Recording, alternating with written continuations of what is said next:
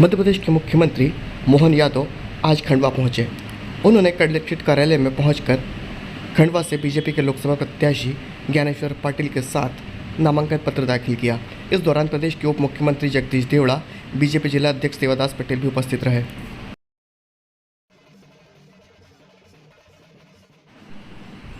प्रदेश के मुख्यमंत्री श्री यादव ने खंडवा में भाजपा प्रत्याशी के पक्ष में रोड शो किया।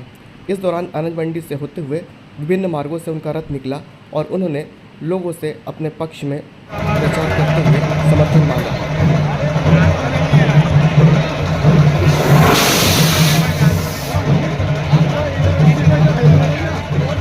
रोड शो की समाप्ति के बाद मुख्यमंत्री यादव ने सूरजकुंड मैदान पर भाजपा के पक्ष में आयोजित जनसभा को संबोधित किया। इस जनसभा में कांग्रेस के कुछ नेताओं ने भाजपा के सदस्यता ली, जिनमें छेगांव माखन जनपद के अध्यक्ष महेंद्र सावनेर और कांग्रेसी पार्षद शामिल रही। कार्यक्रम में खंडवा की महापौर अमृता अमर यादव ने मुख्यमंत्री बनने के बाद प्रथम बार सीएम मोहन यादव के आगमन पर अयोध्या राम मंदिर की प्रतिकृति भेंट की। सूर्य देवता अपना प्रताप फैलाते हुए वो अपनी आभा और ऊर्जा और गर्मी से आपको परीक्षा ले रहा है। और जिस ढंग से भाजपा के कार्यकर्ताओं ने संकल्प किया है कि चाहे आंधी आए, तूफान आए, पानी आए, बारिश हो या सूर्य देवता हमारे से आंख मिला करके हमारी परीक्षा ले, निश्चित रूप से कमल खिल के रहेगा। कमल खिलने से दुनिया की कोई ताकत रोक नहीं सकती। तमाम प्रकार के आरोप अवरोध, तमाम प्रकार की चुनौतियों के बावजूद भी जिस प्रकार का समय चल रहा है, यशस्वी श्रीमान नरेंद्र मोदी जी के लिए बीते कल ही वो हमारे साथ थे दमोह की धरती पर, और हम तो भाग्यशाली हैं। परमात्मा की कृपा से ये समय हमारी आंखों के सामने देख रहे हैं। कितना आनंद आता है हमारे अपने यशस्वी प्रधानमंत्री के नेतृत्व में। दुनिया भारत की तरफ देखती है। दुनिया के लोग मोदी जी का मान सम्मान करते हुए 142 करोड़ देशवासियों का सम्मान करते। जोरदार ताली अपने आप के लिए बजाइए, ये ऐसा समय चाहिए। और दुर्भाग्य से उसके उल्टे कांग्रेस और कांग्रेस के नेता पता नहीं कहां दिमाग, भगवान ने कौन सा दिमाग दिया है इनको, क्या कहते हैं, कैसे कहते हैं, कैसा आश्चर्य लगता है। जिनकी खुद और नाना जी 17 साल प्रधानमंत्री रहे, जिनकी अपनी दादी 17 साल प्रधानमंत्री रही, जिनके पिताजी प्रधानमंत्री रहे, उसके बाद भी लगातार इतने साल निकालने के बाद उनकी मम्मी ने भी पीछे से सरकार चलवाई और कागज तो आपने भी फाड़े पप्पू जी, लेकिन आपको अपनी गरीबों की चिंता नहीं आई, आपको गरीबों की परवाह नहीं हुई। और कितनी बेशर्मी से बोलते, एक बार सरकार बनवा तो एक झटके से गरीबी दूर कर दूंगा। भैया तेरे पिताजी ने नहीं करी, दादी ने नहीं करी, पूरा खानदान तो हो गया, और क्या चाहिए? कब तक झूठ बोलोगे? ये यशस्वी प्रधानमंत्री, जोरदार ताली बजाओ नरेंद्र मोदी जी के लिए, जिनने कहा है अपने मन में जो मन का भाव है, सच्चे अर्थ में लोकतंत्र की स्थापना के लिए, जिनने अपने आप को कभी प्रधानमंत्री नहीं माना, इस लोकतंत्र के मंदिर में पहले दिन पहली सीढ़ी पर चढ़ने के पहले प्रणाम करके उस लोकतंत्र के पावन मंदिर को गौरवान्वित किया है। और वो दिन है कि आज तक का दिन है, एक दिन भी कभी छुट्टी नहीं ली। 80 करोड़ लोग, पूरा अमेरिका, पूरा इंग्लैंड, जर्मनी, जापान, ये सब देश मिला लो, ऐसे 22 देश मिला लो तो भी 80 करोड़ नहीं होते हैं। इतने सारे लोगों को निःशुल्क अन्न देकर के सबके भूख की व्यवस्था करते हैं। जोरदार ताली बजाए इस बात के लिए, हमारे अपने गरीबों के लिए।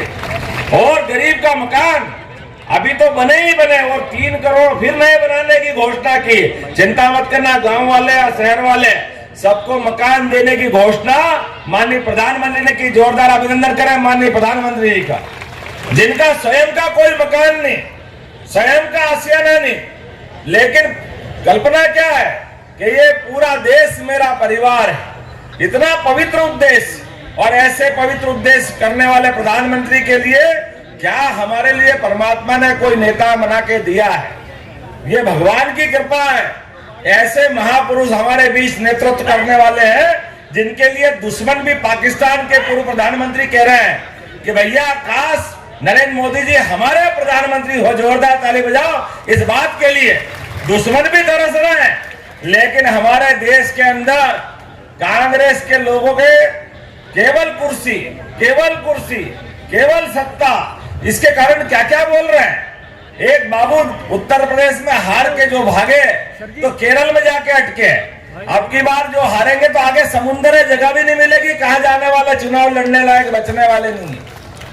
आपके भावी ऐसे केरल के अंदर भाषण दे रहे हैं, वो कह रहे कि मैं भाजपा वालों का इसलिए विरोध करता हूं कि भाजपा इस देश को नहीं समझती। अच्छा भैया तुम समझा दो, तो क्या समझा रहे हो?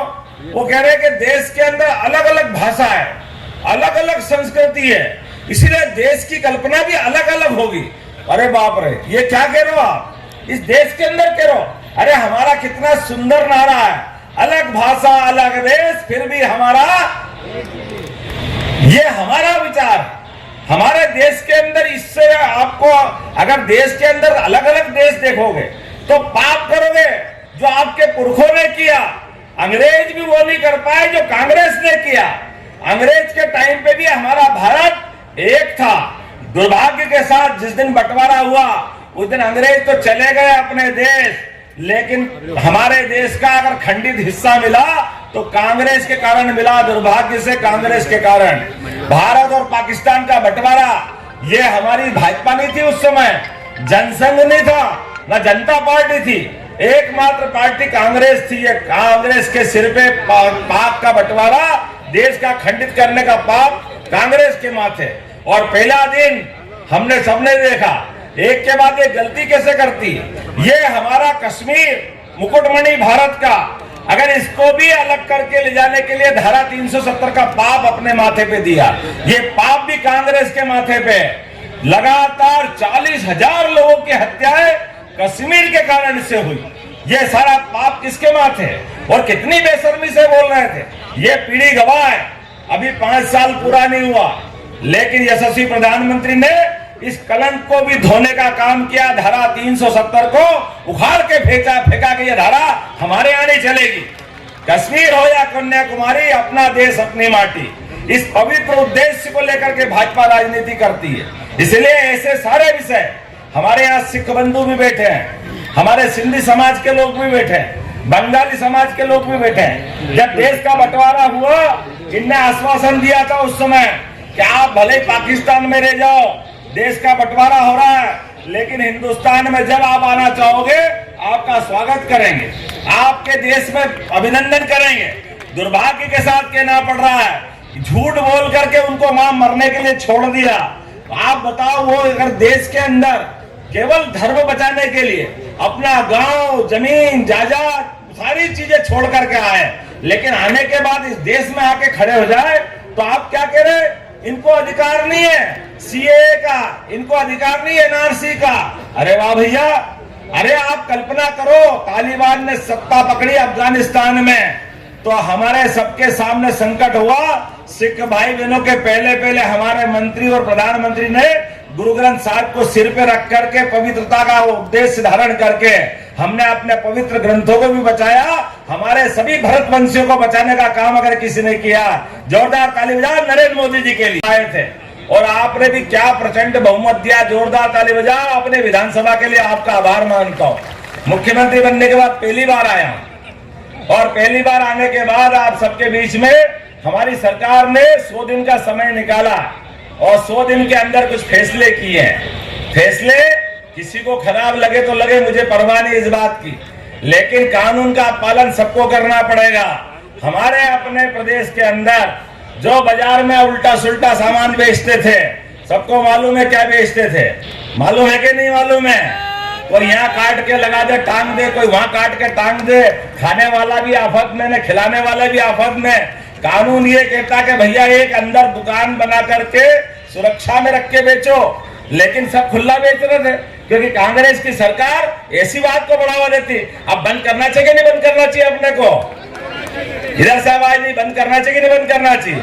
हमारी सरकार ने कहा तुरंत बंद करेंगे, ये नहीं चलने वाला। हमारी सरकार में खाने के लिए मनाही नहीं है। बाजार बना देंगे मछली का, मटन का, सबका। बाजार के अंदर बेचो, सुरक्षा से बेचो, लेकिन चार्जर लगा के बेचोगे, ये कैसे हो सकता है? ये नहीं चलेगा। इसलिए हमारी सरकार ने दूसरा निर्णय किया। ऐसे कई निर्णय, जोरदार ताली बजाओ, बताऊंगा तो लंबी बात हो जाएगी। इस देश के अंदर हमारे अपने प्रदेश मध्य प्रदेश में आने वाले समय में कांग्रेस के जमाने में हेलीकॉप्टर बड़े लोगों के लिए होता है। एक बड़े नेता छिंदवाड़ा से लड़ते हैं, वो अपने बंगले में ही हेलीकॉप्टर उतारते हैं, खुद ही उड़ते खुद ही ले आते हैं और 44 साल से चुनाव लड़ रहे हैं। वो उनका बेटा के पास भी हेलीकॉप्टर, और भगवान ने पैसा भी बहुत दिया लेकिन मन बहुत छोटा कर दिया। 13 महीने का समय मिला, झूठ बोल के सरकार बना ली, और झूठ बोल के सरकार बनाने के बाद ये माफ कर देंगे, वो कर देंगे, वो कर देंगे, करा धरा कुछ नहीं। ढाक के 3 पात। उनका 13 महीने का समय और हमारे 3 महीने का समय।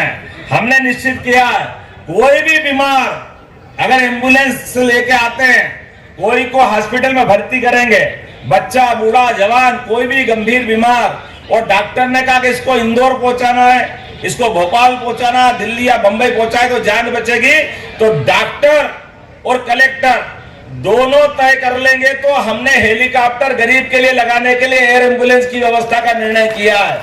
यह हमारी सरकार का निर्णय है। गरीब की जान बचाना ज्यादा जरूरी है, बजाय उसके अपने लिए खुद के लिए जो चलाते थे कांग्रेस वाले, ये उनको जवाब है।